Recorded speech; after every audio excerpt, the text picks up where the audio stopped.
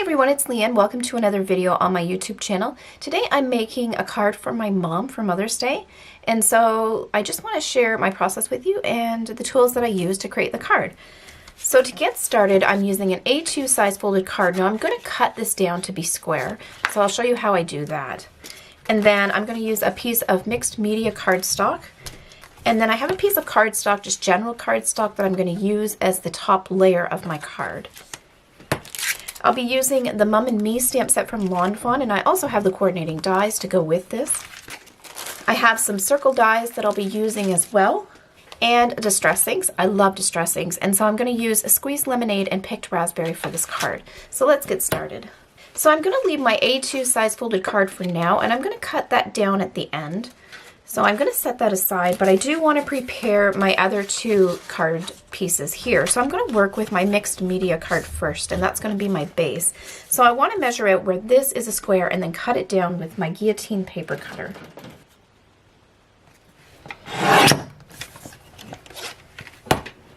So now that I have this cut down, I'm ready to prepare my background. So I get to use my distress inks, and I have some circle blenders, and these just have little foam discs that you can remove and put underneath them, and I have one for each of my stamp pads so I can keep the colors separate.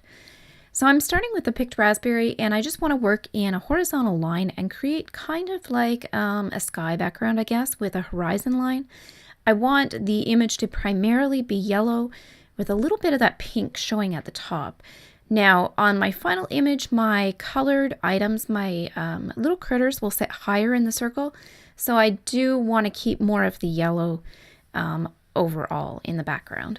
So this is super easy to blend on mixed media cardstock. I love using distress inks, as I mentioned, and this part's really fun and easy, and it gives such a beautiful result when it's done. So I'm pretty happy with how this is looking, and I have it all blended out and ready to go for the next step. And so there you can see the final result. Now I'm going to cheat a little bit when I prepare my next piece of cardstock. This is the top layer of just general cardstock, and I'm just going to trace that cut line from my background. That mixed media paper that I use to create that blended background is pretty thick, so it creates a nice line, and then I can just pop that in my paper cutter and trim it down. So for the second piece, I've taken my regular cardstock and just cut it to the size of my card base here that I'm using for my distress inks, the mixed media cardstock. I want to trim a little bit off of this piece just so that it sits inset from the edge on all sides. So probably about ½ an inch I'm going to take off. I've also kept this piece that came off the bottom of my cardstock and set that aside because I'm going to use it to stamp my sentiment later. So I've just set that to the side, and I'm just going to measure out maybe ½ an inch, bring it down in size a little bit so that I can see some of that background peeking out when I put this over top. And then I'll do the other side here the same way.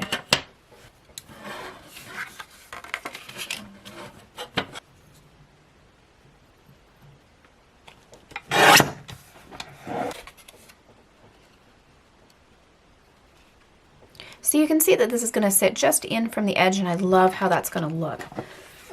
So for my next part, I want to cut a circle out of this, but I want to make it really big so that I can put the sentiment in a strip across the middle as well. And I just want to check the size with the circle and make sure that I can fit my sentiment.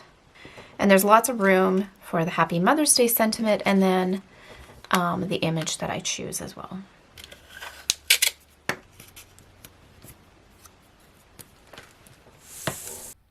So I have this all cut out. I took it through my die cutting machine off screen, and I can just pop out the center, and so I have that hole, and I can save the centerpiece for another project. I'm going to look at my stamps next. I want to stamp them out on some Neenah Solar White cardstock. I do want to color these with COPIC markers, and so I'm going to use the Neenah Solar White for that. I'm laying down my sentiment first, and I'm stamping that on the spare piece of paper from before that I trimmed off of that top layer. I find when you're doing sentiments that have a long line, if you lay them down on your desk or your work surface and pick them up with your acrylic block, it's easier to get them straight that way. I'm going to add some hearts using that same Picked Raspberries Distress ink on each side of the sentiment, just to bring a little bit of that color of the background into my sentiment banner that's going to go over top here. So I thought the hearts were super cute, and I put them on each side of the sentiment. Now I'm stamping my image. I'm using Memento Tuxedo Black ink with the Nina Solar White cardstock. For the coloring of my critters, I didn't want to add too much variance to the color. I wanted to keep it pretty harmonious with the background colors that I had. I have a really neutral color palette, and so I really wanted to keep everything within the same color grouping. So I kept it very simple, but using colors that match my background colors, so the pinks and the purples, and then popping in a little bit of yellow on the beak and the toes or the claws brings in that yellow squeezed lemonade. Now I'm just adding some shadows, and I'll put the colors in so you can see, as well as links in the description below for all the Copic colors that I'm using today. Now I've sped up the video here to show you all the shadows and gradients that I create, but if you do want to slow down the video, there is an option with the YouTube player that you can slow down the speed if you really want to watch the process in more detail. So even though these aren't traditional owl colors, I thought they were really pretty and would be a nice complement to the card and the piece overall. Once I have these colored in, then I'm going to come in and pop this out with a die as well and run it through my Sizzix Big Shot machine, just so that it can sit alone in that circle. And if you know me, you know I hate fussy cutting, so I really love having these dies, and it's super quick just to run it through my die cutting machine. So here I'm going to pop that out, and I have it all ready. And then I'll just clean up my die and put that away. So now I'm ready to begin assembling the card. I'm still not sure at this point where I want my sentiment banner to be. Originally I thought it would sit higher in the middle, but I do want to leave room for my little owl critters, so I think sitting it down lower is best. I'm using my pencil at the side just to kind of put a guide where I want it, so I remember while I put some tape on the back of my banner. I'm only putting the tape on the ends so that I can stick it to my frame.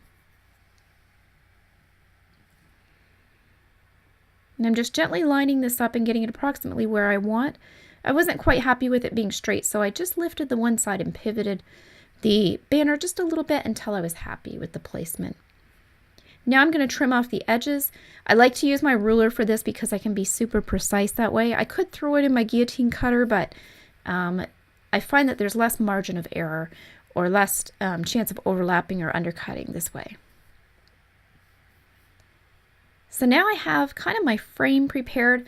I'm going to put that on next, but first I want to add a little embellishment to the background just to liven it up a little bit more. So the same thing with what I did with the hearts. I'm coming in with that Picked Raspberry and just putting some darker elements in the background. So these are kind of recessed in the background because of the color. They're not in the Memento Tuxedo Black ink. They're kind of put to the background more instead of the foreground. But it does add a little bit of visual interest because you've got some of those shapes coming in. So it's not just a flat gradient background. So I really liked this kind of whimsical look with the butterfly and then some floating hearts around the owl. Doing top right, bottom left kind of leads the eye in the direction of looking at the critter first, and then coming down into the sentiment banner and across to the right side to the card opening. So I'm putting foam tape on my frame. I want that to pop up a little bit and just give it another elevation of interest here. I want to make sure that I put foam tape in any parts that are thin or that might have a big space between each piece. I don't want to leave any too far apart to prevent any sagging or drooping in that frame. I'm going to use my knife just to position it so I can keep my hands out of the way and see what I'm doing, and then just gently slide my knife out and push it into place. And then cutting a piece of foam tape, just a single piece to put my critter on as well, just to bring it up to that same level so it's in the foreground as well.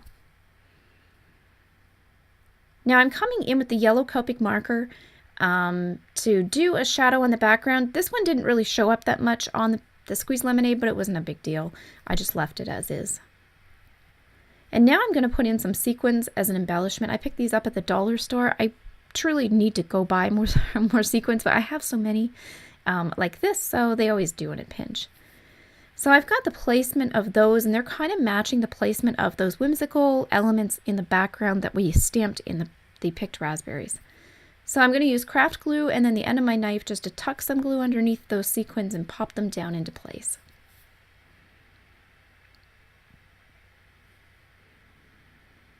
At this point, I feel that the card is really close to being done, but it just needs a little bit of extra something. So I'm coming in with my Wink of Stella brush pen in clear glitter, putting glitter on top of the owl in the pink parts, and then I'm just dabbing on those elements that are stamped in the background. I don't want to brush those elements because the distress ink will reactivate with the liquid of the glitter pen, and I don't want to smudge them. So I'm just blotting them, blotting the ink, blotting the glitter on top of those stamps. Now normally here I would put my tape roller on the back of my card artwork that I created, but it's still drying with those sequins, so I decided to put the tape on the card base instead, and then lining it up on the folded edge against my desk and the sides of my hands, just lining that up and pushing it down into place. And then at this point, this is where I'm going to trim off any parts that didn't quite line up and trim it down to the square card base so that it matches my artwork size. And again, using the ruler and the X-Acto knife, it makes it super precise to get a nice clean line and keep your edges flush, which I love.